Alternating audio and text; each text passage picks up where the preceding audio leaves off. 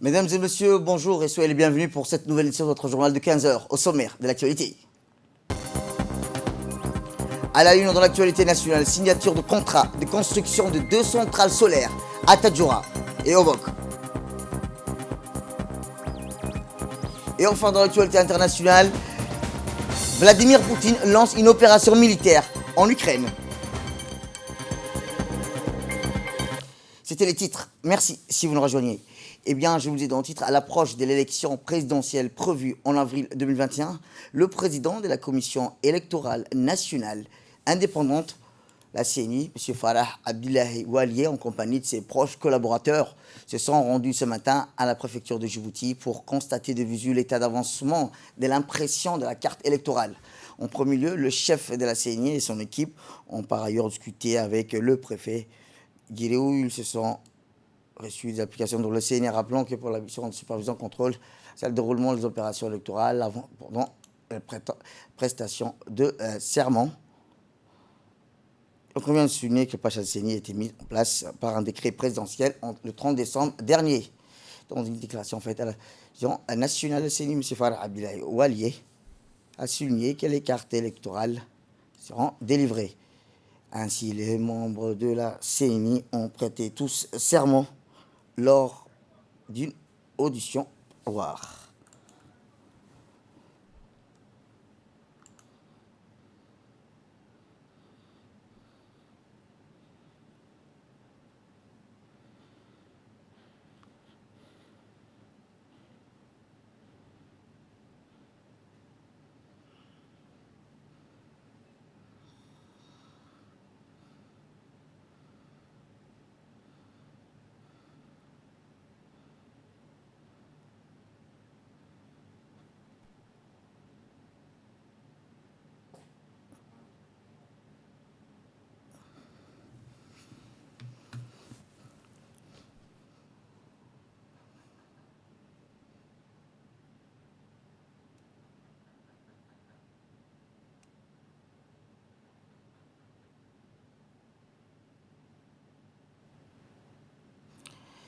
Et dans le cadre de sa mission de régulation, la CNC a tenu dans ses bureaux une importante réunion de travail à laquelle ont participé l'ensemble des médias publics, audiovisuels, numériques et de la presse écrite, ainsi que les représentants des listes en compétition pour les élections régionales communales prévues le 11 mars prochain.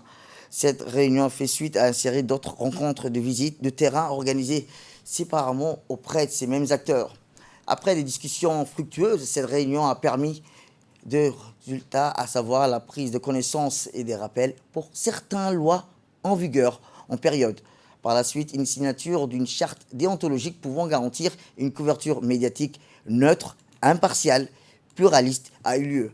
Les représentants en compétition des listes ont proscrit tout acte pouvant compromettre le bon déroulement de la campagne et éviter tout propos pouvant porter préjudice à la sauvegarde de la paix civile. Un tirage au sort a été effectué en présence d'un huissier de justice lors du passage de la télé et à la radio.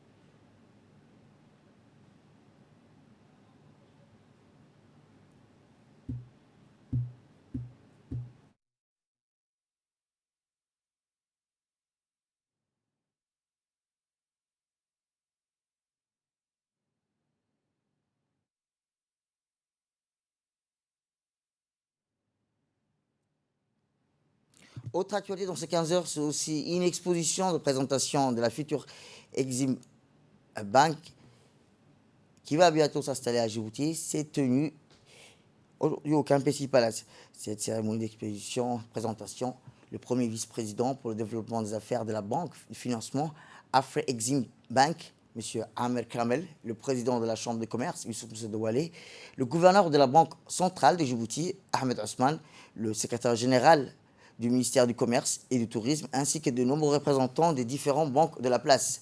Le premier vice-président de la Banque de développement des affaires de la Banque et de financement Afri-Exim Bank a fait la promotion de cet établissement dont les représentants qui financent le développement du commerce intra-africain, de l'import à l'export.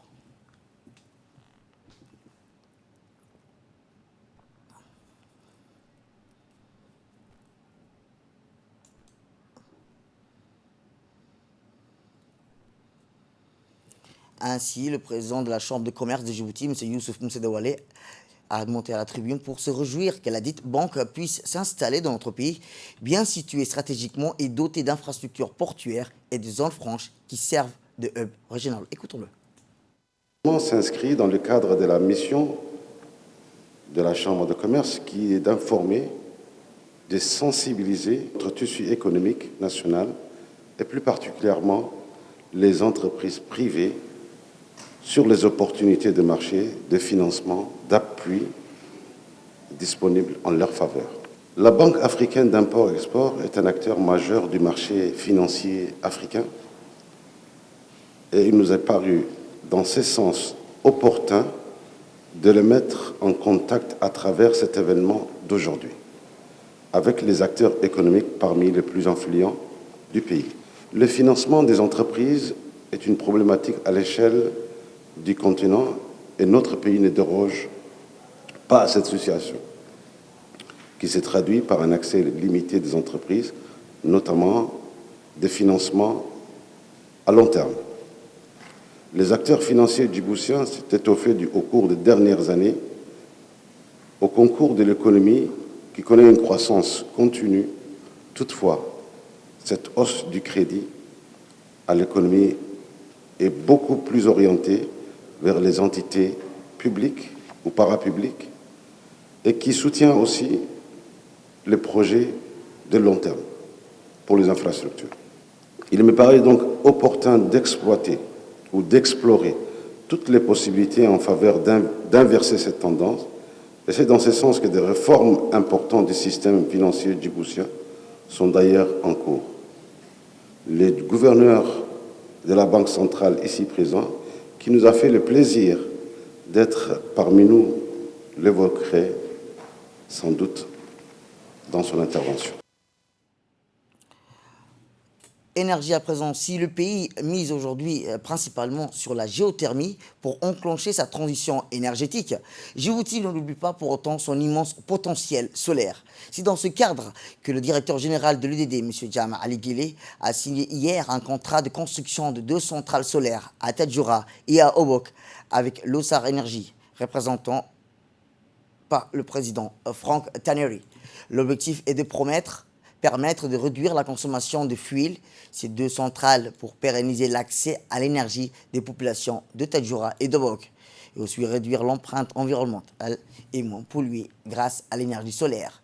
Le président de Lossar Energy, M. Frank Tannery, s'est réjoui de la signature de ce contrat de construction des 2 centrales solaires avec le directeur général de l'UDD, M. Jamal Ali Guélé. De permettre de réduire la consommation de fuel dans ces 2 centrales qui sont isolées aujourd'hui, pour pérenniser l'accès à l'énergie des populations à Tadjoura et à Obok, et aussi, au passage, de réduire l'empreinte environnementale, de moins polluer, puisqu'on va utiliser, donc, grâce au solaire, à l'énergie solaire, une autre source d'énergie, et ne plus utiliser le thermique et le gasoil. Et on introduit du coup EDD est l'un des pays innovateurs dans la région en développant cette nouvelle technologie pour ici, mais aussi pour la sous-région avec des centrales de relativement grande puissance en la matière.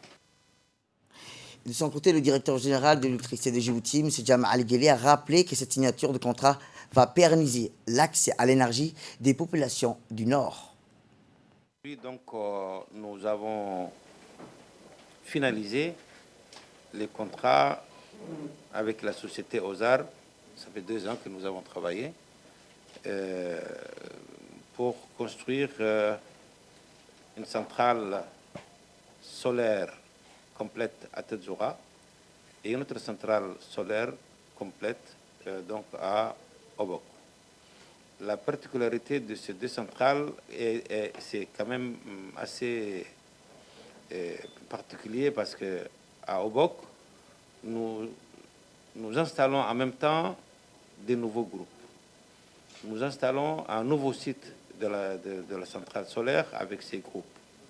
Ce qui veut dire que donc c'est carrément une transformation de l'agence de l'EDD ou du centre de production de l'EDD de la ville d'Obok, qui aujourd'hui se trouve dans l'enceinte du garage de la région. À Tadjoura, c'est différent parce que nous avons déjà réhabilité l'ancienne centrale. C'est une centrale toute neuve qui est là. Et là, donc, nous allons simplement installer le solaire et ses équipements de stockage et les installations nécessaires, effectivement, à 9 km donc, de Tadjoura. Et nous allons construire une ligne complémentaire pour ramener l'énergie jusqu'à la centrale. Ce sont des équipements solaires et groupes électrogènes qui vont fonctionner de manière, disons, concertée techniquement, parce que donc ils vont travailler en manière parallèle, et ce sont des systèmes d'automatisme qui vont comment démarrer le groupe ou arrêter le groupe, et ainsi de suite. Donc, c'est quand même des équipements sophistiqués et de la haute technologie que nous allons installer, faire profiter donc d'abord les régions donc, qui sont aujourd'hui isolées du réseau de transport de la République de Djibouti, et surtout qui nous coûtent beaucoup d'argent en termes d'exploitation. Et jusqu'à là, ils consomment du gasoil, et si on arrive donc à économiser au maximum, c'est une très bonne chose de conduire et poursuivre donc la politique du président de la République qui consistait à diminuer la consommation du pétrole en matière de production électrique. Autre actualité dans ce 15 heures, c'est aussi le projet de conception et de construction d'une école communautaire éthiopienne qui s'est tenu ce matin. L'ambassadeur Tefsaye Yilma, le représentant permanent de l'Éthiopie auprès de l'Union africaine et la Commission économique des Nations Unies pour l'Afrique, M. Abdi Chidé, le préfet de la région, le sous-préfet de la région de Nagad, Djibouti, le président de l'université de Deledawa et de Djibouti, des hauts fonctionnaires djiboutiens, des diplomates et des membres du personnel de l'ambassade éthiopienne, des membres du comité de coordination des ressources et de construction éthiopiens résidant dans le pays. Et les invités étaient présents lors du projet de conception d'une construction d'une école communautaire éthiopienne. L'achèvement de l'école communautaire sur le terrain 4 hectares fourni par le gouvernement de Djibouti permettra non seulement aux parents éthiopiens vivant à Djibouti d'enseigner à leurs enfants dans le programme de langue et le système éducatif de leur pays, mais renforcera également les relations entre le gouvernement et le peuple des deux pays. L'ambassade d'Éthiopie auprès de la République de Djibouti, M. Bernard Tefsaye, a déclaré dans son discours d'ouverture de l'école communautaire éthiopienne qui a longtemps été une préoccupation des parents éthiopiens à Djibouti et a atteint une étape importante avec la livraison de la conception d'un bâtiment. Il a ensuite exprimé sa gratitude envers leur pays frère de Djibouti pour tout son soutien, et pour sa part, l'ambassadeur Tefsaye Yilma, représentant permanent d'Éthiopie auprès de l'Union africaine et de la Commission économique des Nations Unies pour l'Afrique, a souligné que l'école n'offrira pas seulement des possibilités éducatives aux Éthiopiens vivant à Djibouti, mais qu'elle sera aussi l'occasion de promouvoir l'histoire, la culture et les traditions de l'Éthiopie auprès du grand public.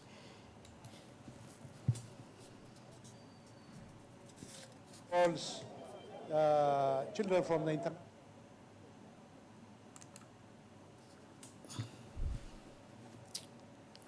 Dans le cadre de la promotion et de la protection des droits humains, l'Union nationale des femmes djiboutiennes, en collaboration avec l'UNICEF et l'Union européenne, ont organisé une sensibilisation pour les jeunes femmes et hommes du quartier.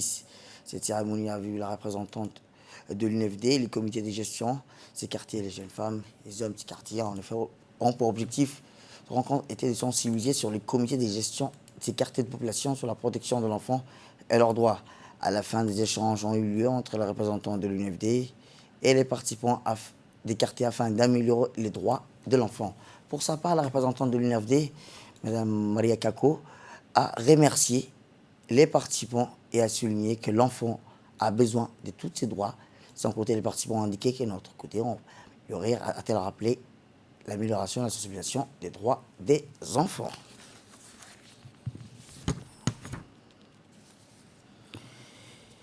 Eh bien, direction le Nord, où, dans le cadre de la prise en charge des réfugiés dans le pays, le ministère de l'Intérieur a organisé à travers l'Office national d'assistance aux réfugiés et sinistrés un dialogue national sur la gestion des réfugiés du 23 au 24 février dans la ville de Tadjoura.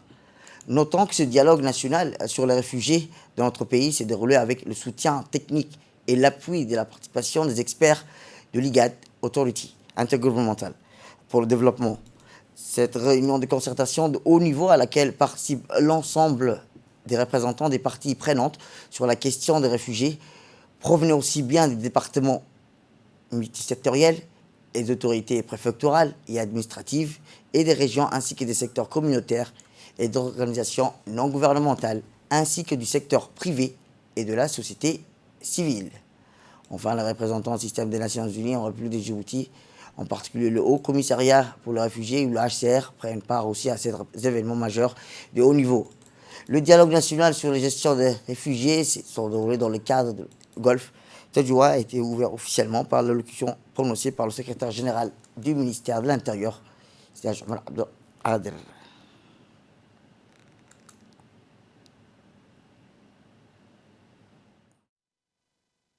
Selon les HCR, la réponse globale au mouvement de population de grande ampleur demeure inadéquate et sous-financée, laissant les réfugiés face à un avenir incertain.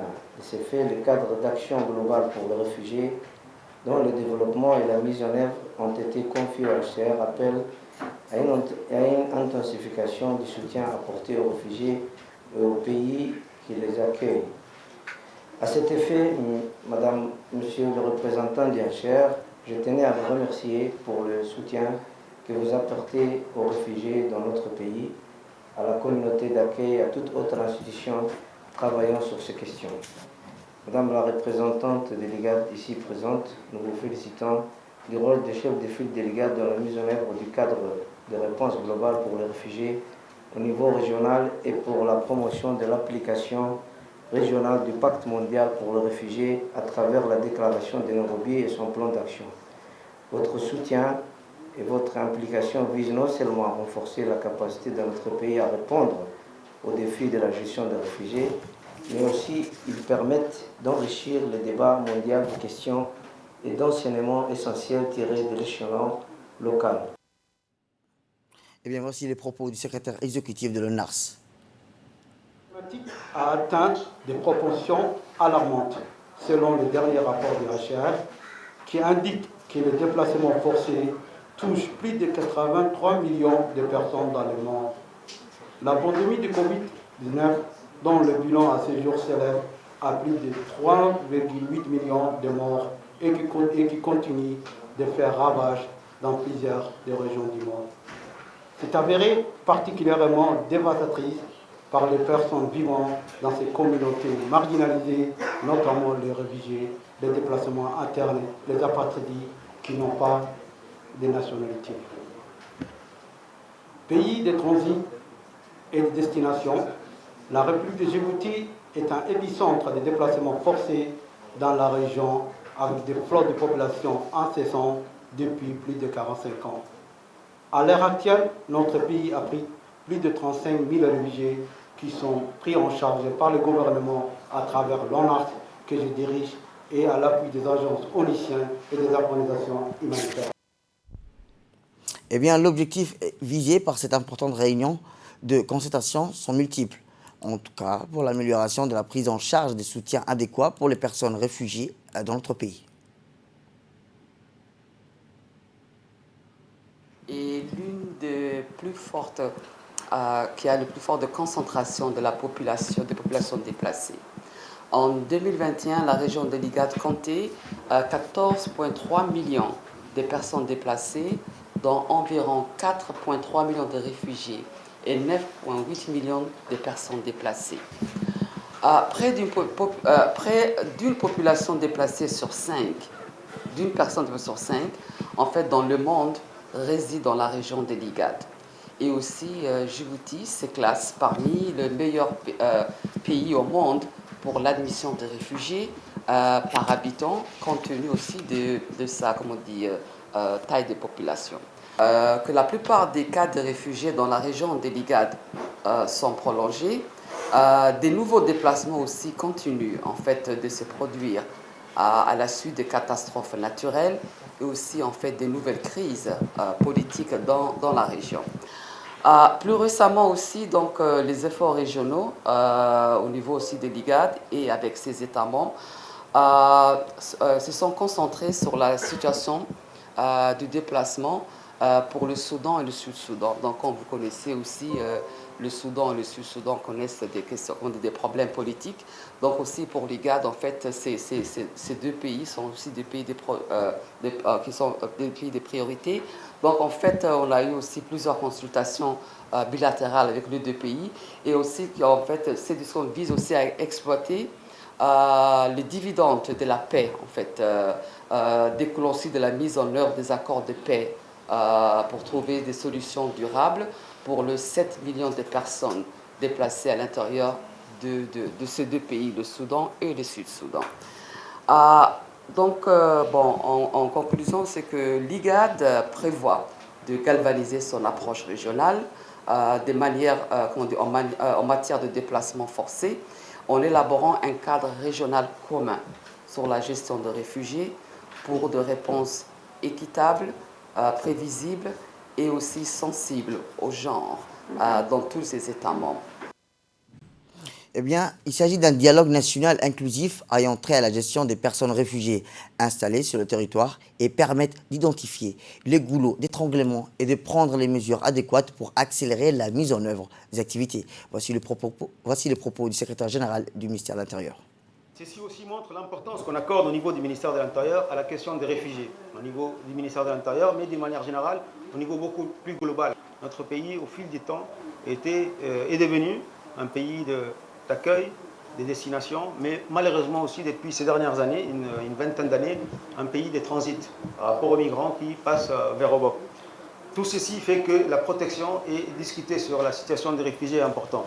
Et pour vous parler à mon niveau de la commission, du travail de la Commission nationale d'éligibilité, que j'ai l'honneur de présider, elle se compose d'une dizaine de personnes issues des différents ministères sectoriels. Notre travail consiste à accueillir les dossiers de réfugiés. D'abord, le Bureau national établit les dossiers des demandeurs d'asile. Ils viennent s'adresser au niveau du Bureau national d'éligibilité. Ils demandent à être réfugiés à Djibouti. Et donc, il y a un certain nombre d'entretiens qui sont censés faire avec le Bureau national d'éligibilité. Par la suite, les dossiers de ces candidats nous sont transmis et nous, on essaie de voir les raisons de la fuite du pays d'origine. Tout ceci pour vous dire qu'au niveau de Djibouti, il y a bien sûr des mécanismes pour protéger les réfugiés, les décrets dont on vous a parlé, la loi dont on vous a parlé, mais il y a également aussi des projets qui sont développés par les ACR, par l'IGAD, par les DRC, le NRC, l'INFD, je vois les partenaires des différentes institutions. Et donc tout ça pour, comme on l'a dit, accueillir, encadrer et donner le meilleur séjour à Djibouti. D'ailleurs, comme vous le savez, il y a eu aussi une déclaration de Djibouti sur l'éducation. Notre pays est aussi pionnier en matière d'éducation offerte aux réfugiés. C'est quelque chose qu'il faut noter parce que le curriculum même a été changé en anglais pour qu'ils puissent s'intégrer mieux au retour dans leur pays d'origine. Santé à présent, ou dans le cadre des préparatifs de la campagne de vaccination contre la poliomyélite qui débutera le 27 février prochain, le ministère de la Santé a tenu une séance de formation au profit des 200 agents et mobilisateurs communautaires des 3 communes de la capitale. Organisée au Palais du Peuple, cette séance de formation sur les techniques de communication a pour objectif d'outiller ces relais communautaires en vue de tronquer une adhésion massive de la population pour la vaccination contre la polio.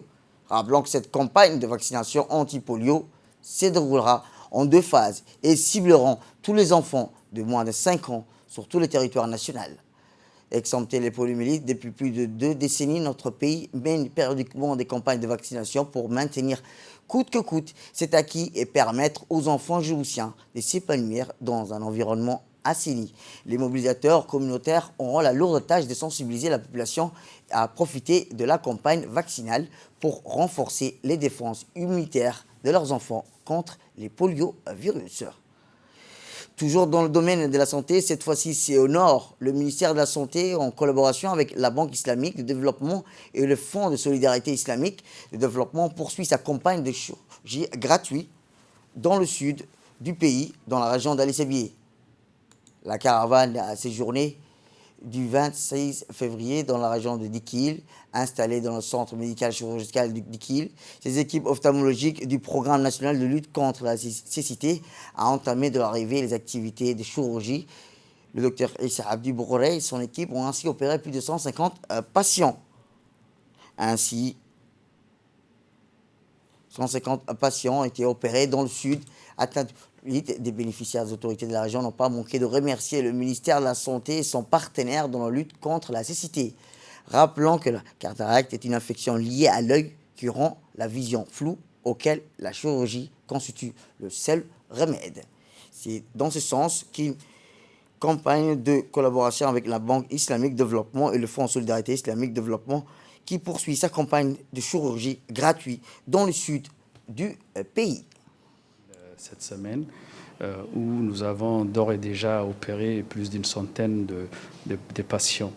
Donc, comme déjà expliqué, c'est dans la lutte contre la cécité et de permettre à nos patients qui sont dans les régions et dans les localités même plus éloignées que la région, de profiter de cette caravane qui passe chaque année pour faire des opérations de la chirurgie de la cataracte afin de lutter contre la cécité. Donc c'est un programme du ministère de la Santé et qui essaye de faire une action chaque année afin de s'approcher et d'approcher à nos populations éloignées la santé et l'offre de santé. Nous remercions les responsables de la région, le préfet et le médecin-chef, son adjoint de la région, qui nous ont accueillis et qui nous ont vraiment facilité le travail, surtout de recrutement des malades. Et dans l'actualité internationale, je vous dis dans le titre, le président russe Vladimir Poutine a annoncé jeudi, dans la nuit, une opération militaire en Ukraine pour défendre les séparatistes de l'Est du pays. Malgré le toll international, les sanctions infligées par l'Occident, peu après cette déclaration surprise du maître du Kremlin, où plusieurs puissantes explosions ont été entendues à Kiev, dans le centre-ville, et d'autres à Kramatorsk, dans l'est de Odessa, sur la mer Noire. Peu avant 5 h du matin, le ministre ukrainien des Affaires étrangères, Dmytro Kuleba, avait déclaré que l'invasion de grande ampleur de la Russie avait débuté. Des queues se sont formées devant les distributeurs de billets et les stations de service à Kiev, comme illustrent les photos ci-dessous, ainsi que les grandes villes ukrainiennes. De nombreux témoignages font également état de files d'automobiles quittant le centre urbain. La Chine a, elle, indiqué ce jeudi qu'elle suivait de près la situation en Ukraine après l'intervention militaire de la Russie et s'abstenait de condamner Moscou et appelant à éviter une escalade de tuerie. C'est la fin de cette édition. Merci à vous de nous avoir suivis. Restez avec nous pour la suite de nos programmes télévisés et bon week-end à vous.